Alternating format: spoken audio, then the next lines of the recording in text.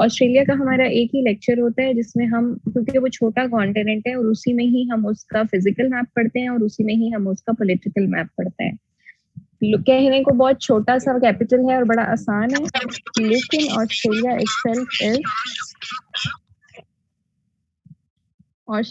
Itself is tough to understand, क्योंकि इसके अंदर जो है वो पापुआ न्यू गिनिया भी आता है और न्यूजीलैंड भी आता है। तो इसको जो है ना, हमें ये नहीं पता चलता कि कंट्री कौन सा है और कॉन्टिनेंट कौन सा है। तो खैर उसको हम करेंगे नेक्स्ट लेक्चर में। आज मैं आप लोगों को पीडीएफ भेजूंगी फाइल, आपने उसका प्रिंट आउट लेकर उसको आपने अपने पास रख लेना है, और प्रिंट आउट लेने के बाद आपने साथ मार्कर्स लेके रखने हैं। अगली क्लास में जब हम क्लास लें तो आपके पास वो मार्कर मौजूद होंगे। पहले दिन मैं आपको बताऊंगी कि किस तरह आपने उसके ऊपर मार्कर के ऊपर लाइन ऐसे ड्रॉ करनी है, इसी तरह स्क्रीन शेयर करके, और आपने फिर उसी तरह उसके ऊपर डिफरेंट कलर्स के थ्रू हर चीज की डिटेल जो है वो उसके ऊपर मेंशन करनी है। चलिए लेट्स स्टार्ट। हमने एशिया की डिवीजन जो थी वो की हुई थी और हमें पता था कि एशिया डिवाइड होता है, इधर हमारे पास मिडल ईस्ट है, यहाँ दरमियान में हमारे पास है सेंट्रल एशियन रिपब्लिक, ये हमारे पास साउथ एशिया है। ठीक है, तो पहले हम करते हैं इसको। याद रखें ये जो जगह है ना, आजरबाईजान और तुर्कमानिस्तान के दरमियान, देखने में ये वाटर बॉडी है और बहुत बड़ी बॉडी है। मैप के ऊपर नॉर्मली लेक्स नजर नहीं आती बिकॉज लेक्स होती हैं छोटी। लेक के और रिवर के अंदर क्या फर्क होता है बताएं मुझे, anybody? Difference ma'am between lake and river? Lake जो है वो एक मतलब रुका हुआ पानी जो कह सकते हैं, और वो फ्लोइंग पानी फ्लो होता है उसमें रिवर में। गुड। लेक जो होती है ना, इसका एक चीज होती है कि रिवर का एक ओरिजिनेटिंग पॉइंट होता है और वहां से वो ओरिजिनेट होने के बाद मूव करता है, फ्लो करता है और उससे इरिगेशन होती है और वो बहुत आगे जाके by the end of the day वो समंदर में गिर जाता है डेल्टा के through. That is called river. River का एक ओरिजिनेटिंग पॉइंट होता है। अब वो ओरिजिनेटिंग पॉइंट रिवर का जो होता है वो कभी कभार लेक्स भी होती हैं। ठीक है, आपने याद रखना है कि लेक जो होती है वो पानी का एक ऐसा होता है, पार्ट है जो कि चारों साइड से बंद होता है। यानी आप कोई भी लेक देखेंगे तो इस तरह लगेगा कि जमीन में एक स्विमिंग पूल है बड़ा सा और वो चारों तरफ से बंद है। 2011 में अताबाद लेक बनी थी which is one of the most beautiful lakes of the Pakistan. आपको पता है इतनी प्यारी लेक मैंने नहीं आज तक देखी, इतनी चार्मिंग है। और उसके पीछे, उसकी खूबसूरती के पीछे अगर हम एक स्टोरी पढ़ें तो हमें पता चलता है कि इतनी आबादी उसके साथ बह गई थी, इतनी अमवात हुई थी जब अताबाद लेक बनी थी, क्योंकि डिस्ट्रक्शन हुई थी हमारे पास। क्योंकि फ्रंट लाइन पर है ना गिलगित बल्तिस्तान हमारे, वो जो उसको क्या कहते हैं, वो लाइन नहीं होती जो टेक्टोनिक प्लेट्स के दरमियान होती है, उसका कोई और नाम होता है, उस लाइन के ऊपर है हमारे पास ना, तो क्रैक है वहां पे। अब ये होता है कि जब वहां पे जलजिला आया तो उस वक्त वहां पे बहुत ज्यादा डिस्ट्रक्शन हुई, तो उसके बाद एज अ रिजल्ट एक लेक बनी थी जिसको मताबाद लेक कहते हैं। तो लेक्स भी नेचुरल प्रोसेस के थ्रू फॉर्मेशन होती है इनकी, और ये कोई बहुत बड़ी नहीं होती साइज में। समंदर, दरिया, ये तो बड़ी चीजें है ना। लेकिन ये वाली जो लेक है ना जो मैंने यहाँ पे आपको दिखाई, ये इसका नाम है कैस्पियन सी।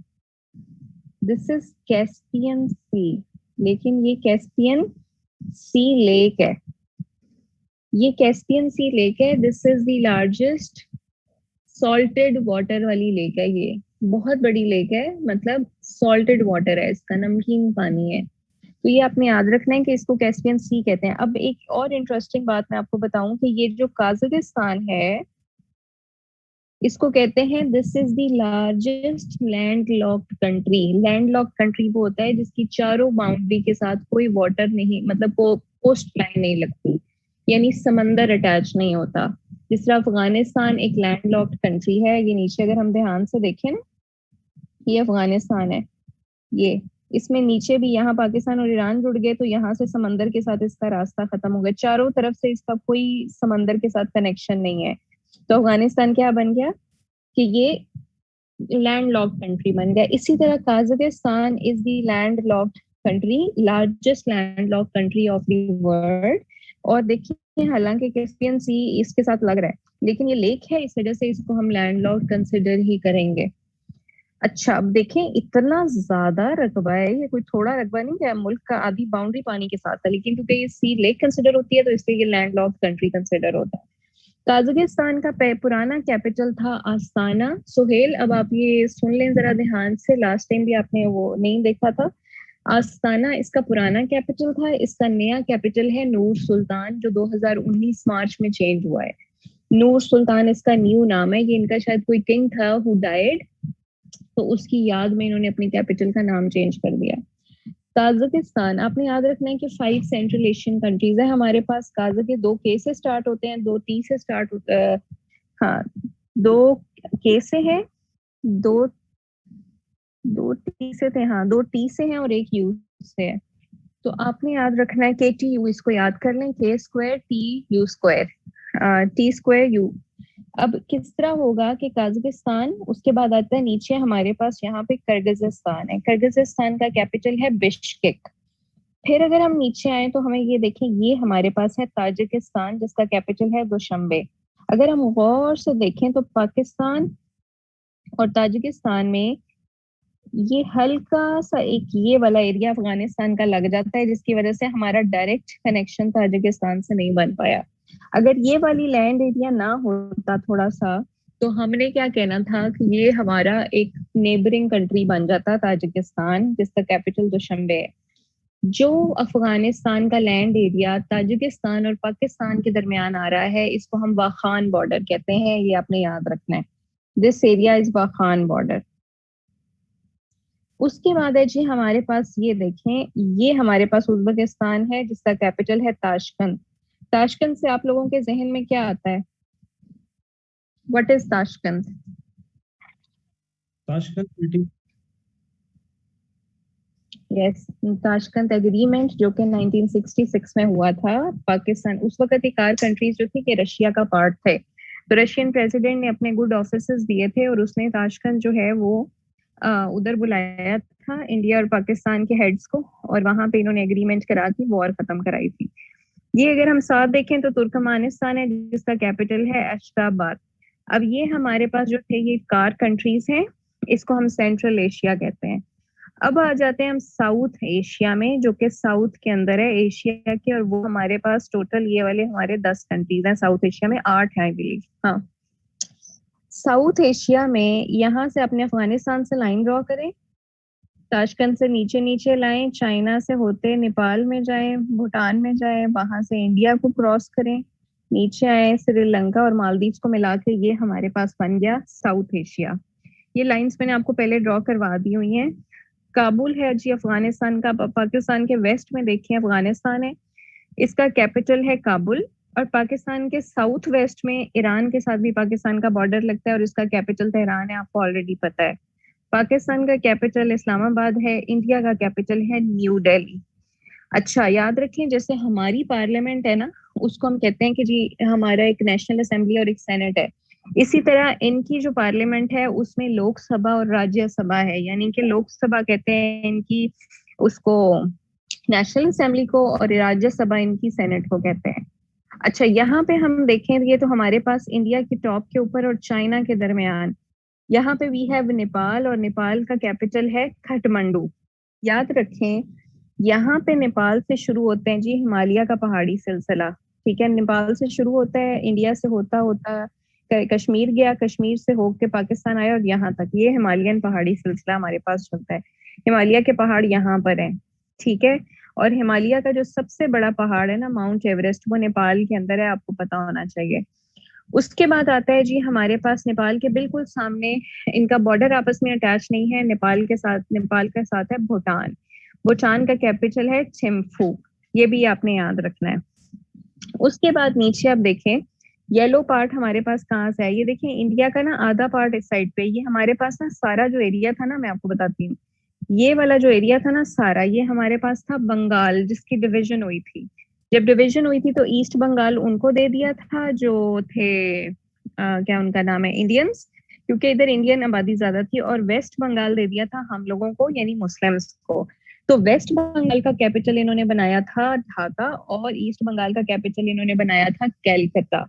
अच्छा, आपने याद रखना है कि ढाका जो है, ईस्ट बंगाल जो है, ये वेस्ट बंगाल बन गया हमारे पास ईस्ट पाकिस्तान, और ईस्ट पाकिस्तान फिर बाद में 1971 में हमसे सेपरेट हो गया। इंडिया के साथ बिल्कुल अगर हम नीचे आए तो नीचे हमारे पास इंडिया का ना इस तरह लग रहा है इंडिया का आंसू गिर रहा है। इट्स लाइक इसकी शेप आंसू की तरह है, टीयर की तरह। तो इसको कहते हैं टीयर ऑफ इंडिया। श्रीलंका है इंडिया के बिल्कुल पास, और ये वाला जो एरिया है ना जोन सारा इंडिया में, ये सारा जोन तमिल जोन है, तमिल। अब जो तमिल जोन है इसमें आपने याद रखना है, अब जिन बच्चों ने आज ज्वाइन नहीं किया, they will not have the recording of this lecture. I am not recording this lecture because everybody is taking it too light.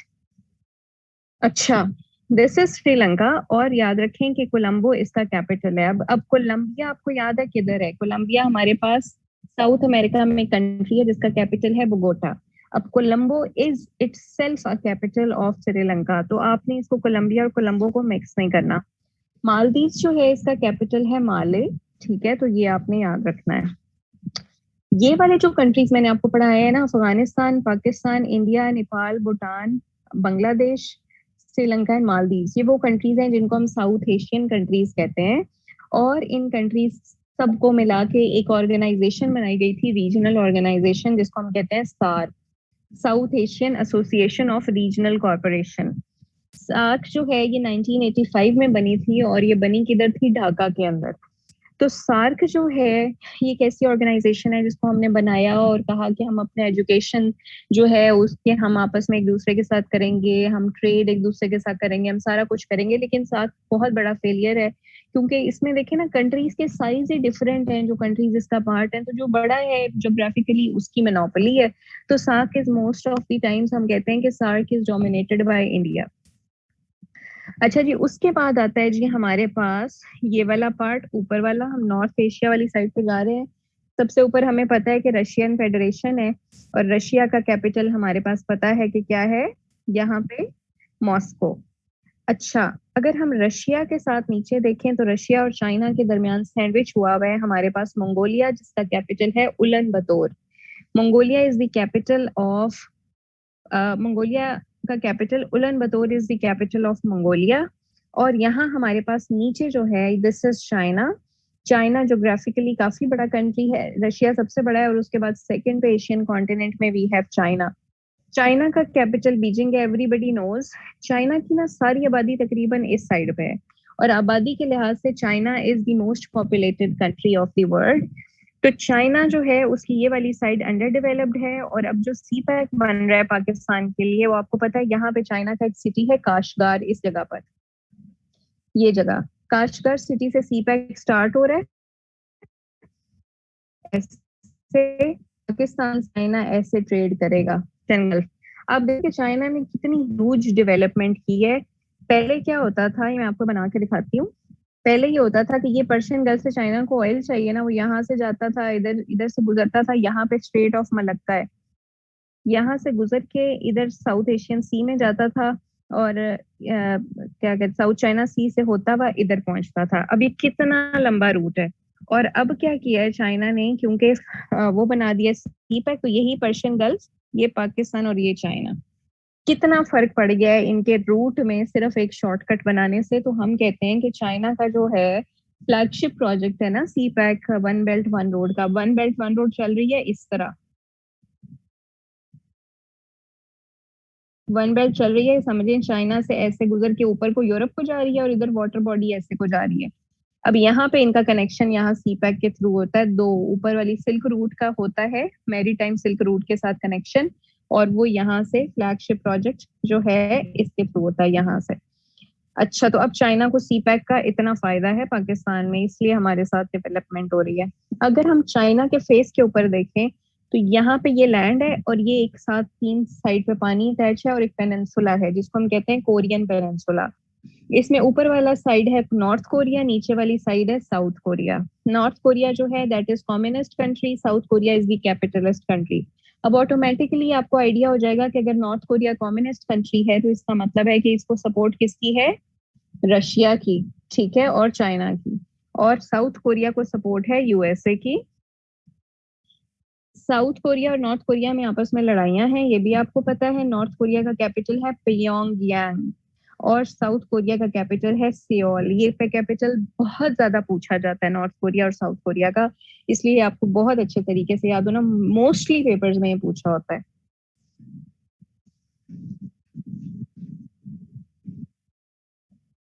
अच्छा, स्ट्रेट ऑफ मलक्का बताती हूँ बच्चे आपको भी। अच्छा, उसके बाद आता है जी, यहाँ पे हमारे पास एक आइलैंड है जिसका नाम है Japan. Japan is an island, it's a country as well as an island, और इसका कैपिटल है टोक्यो। जापान हमारे पास आइलैंड है, ये भी हमारे पास ऊपर वाली साइड पर ही आता है। नीचे ये देखें, चाइना के फ्रंट पे वी हैव ताइवान। ताइवान और चाइना का आपस में रोला ये है कि ताइवान के लोग कहते हैं कि हम असली चाइना है, ये जो दूसरा पीपल्स रिपब्लिक ऑफ चाइना है ये नकली चाइना है, क्योंकि they are the natives and they think that they are actual Chinese people. और चाइना कहता है कि हाँ हाँ तुम लोग चाइनीज हो, तुम लोग हमारे साथ रहो, हमारी गवर्नमेंट के अंदर आ जाओ। कहते नहीं, हम चाइनीज है और हम तुम्हारे अंडर नहीं है। तो ताइवान का चाइना के साथ बहुत बड़ा खड्डा है, और ये लोग अपने मानते नहीं है चाइना को। चाइना कहता है नहीं नहीं, तुम लोग हमारा हिस्सा हो, हम मानते हैं। वो कहते हैं हम हैं चाइनीज लेकिन हम तुम्हारा पार्ट नहीं है, हम तुम्हारे इंसेस्टर समझ ले हैं। तो ताइवान का जो है वो खड्डा है चाइना के साथ, और इसका कैपिटल है ताइपेई। ये आपने याद रखना है। ये हमारे पास था अपर पार्ट ऑफ एशिया जो हमने किया। आपने याद रखना है कि चाइना के साथ नीचे काफी कंट्रीज हैं, बहुत से कंट्रीज इसके नेबरिंग कंट्रीज बन जाते हैं, लेकिन ये ऊपर वाली साइड पे इसके साथ हमारे पास नॉर्थ कोरियन पेनिनसुला है और जापान अटैच है। ये तो था हमारे पास upper part of Asia, central Asia और south Asia. The most important part is जो ये हमारे पास एशिया ना, साउथ ईस्ट एशिया। इसको बहुत ध्यान से आपने पढ़ना है, इसको हम ध्यान से करते हैं अपने आप। हमें पता है कि इंडिया तक हमने साउथ एशिया किया था। इंडिया के बाद आता है जी हमारे पास म्यांमार। म्यांमार का कैपिटल है नेप्टो। यहाँ यंगून लिखा हुआ है but it has now been changed. Naypyidaw is the capital of Myanmar, NAPYTAW। ठीक है, तो नेप्टो जो है that is the capital of Myanmar. अब यहाँ पे ना आपने एक लाइन लगानी है। लाइन आपने ऐसे लगानी क्लॉकवाइज, क्लॉकवाइज लाइन आपने लगानी है इस तरह ना, एरो एरो बनाना है आपने इस तरह, ताकि आपको याद रहे कि यहाँ पे 1 2 3 4 कंट्रीज हैं। ठीक है, आपने याद रखना है कि म्यांमार के बाद आपने एक राउंड एरो लगाना है और 4 कंट्रीज को आपने कनेक्ट करना है। म्यांमार के बाद वी हैव थाईलैंड। थाईलैंड का कैपिटल है बैंकॉक। उसके बाद हमारे पास है लाओस जिसका कैपिटल है वियंटने। उसके बाद वी हैव वियतनाम जिसका कैपिटल है हनोई।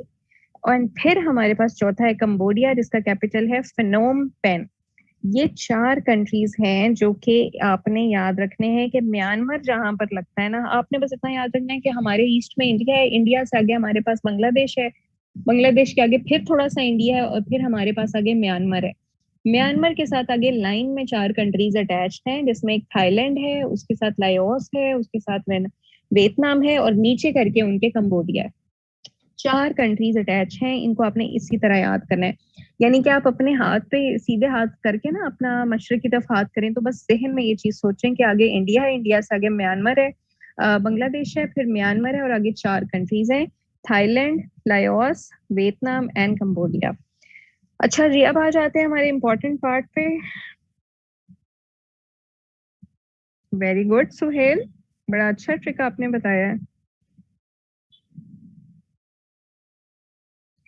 अच्छा जी, उसके बाद आता है हमारे पास नीचे वाला पार्ट, जो कि आपने देखना है बहुत गौर से, क्योंकि ये आइलैंड्स हैं और लोग कंफ्यूज हो जाते हैं। ये जो ग्रीन पार्ट नजर आ रहा है ना आपको, दिस इज मलेशिया। अब ये याद रखें कि मलेशिया के अंदर एक टॉप पे एक कंट्री है और एक इसके साउथ में एक कंट्री है, जो कि हमें नजर नहीं आ रहा, बिल्कुल चुन्ना मुन्ना सा है, लाइक अ डॉट। तो मलेशिया जो है इसका कैपिटल है, ये देखें, दिस इज मलेशिया, इसका कैपिटल है कोलालमपुर। ठीक है, मलेशिया का कैपिटल है कोलालमपुर। और हमारे पास इधर एक कंट्री है जिसका नाम है ब्रुनई। ब्रुनई का जो कैपिटल है उसके साथ मैंने हनुमान लिखा हुआ है, ये इस तरह से मैंने बनाया था क्योंकि बंदर सरी बेगवान इसके कैपिटल का नाम है, बंदर सरी बेगवान। तो याद रखने के लिए हमने बनाया था कि बंदर के सर वाला भगवान, एक हमने बनाया हुआ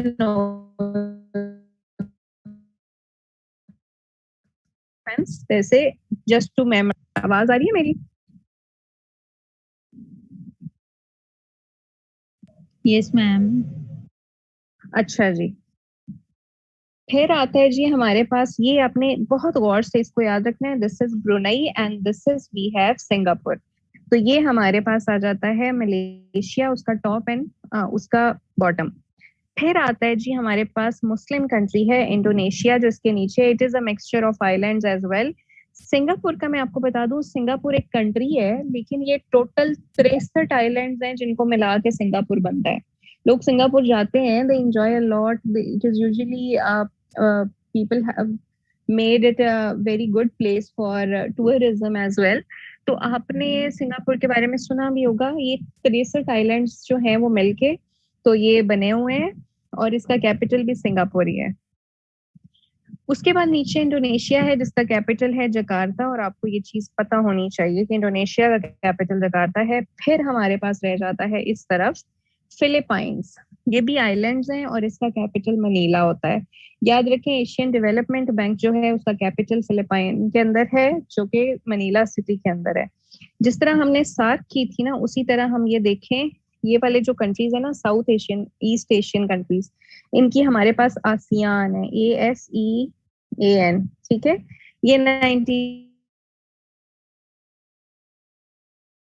करे थे आसियान की, और आसियान 1967 में बनी थी ऑर्गेनाइजेशन। ये उसी तरह की रीजनल ऑर्गेनाइजेशन है जैसी ऑर्गेनाइजेशन पहले हुआ करती थी।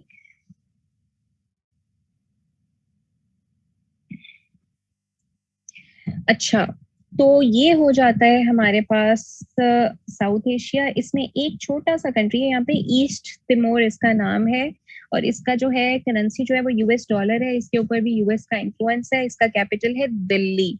अब कोई आपसे पूछे दिल्ली तो आपने दिल्ली नहीं समझना, इट इज DILI, ठीक है। तो ये इसका कैपिटल है। ये हमारे पास एशियन कॉन्टिनेंट था, विच आई बिलीव के एक इम्पॉर्टेंट भी है कि हमें पता हो कि हमारे कॉन्टिनेंट में कौन कौन से कंट्रीज हैं, और हमें एक रफ सा आइडिया हो जाए। जैसे मैंने सारी जिंदगी समझा था कि रशिया जो है ना, it is somewhere in the west, पूरी जिंदगी ये समझा था जब मैंने नहीं मैप को पढ़ा था। लेकिन फिर ऑब्वियसली इनकी डायमेंशन ऐसी हैं, हमें तो लगता ही नहीं कि एशिया में कोई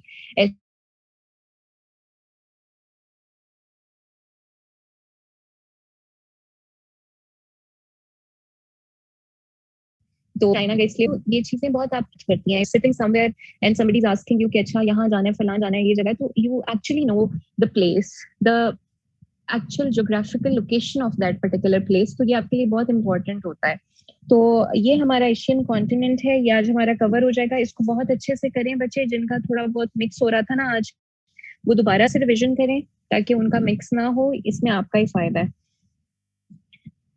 जी। उसके बाद हाँ जी, इसने इंडोनेशिया से आई थिंक इंडिपेंडेंस ली थी। ईस्ट तिमोर के अंदर US डॉलर चलता है। अच्छा, आपने याद रखना है कि हमारे पास इसकी ना जो पॉलिटिकल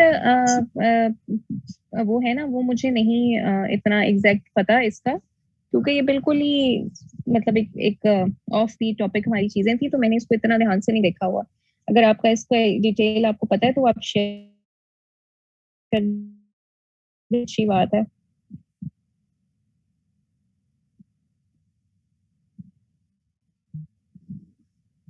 अच्छा जी, आप लोगों में से कोई सीरियस है बच्चों में से? एनीबडी?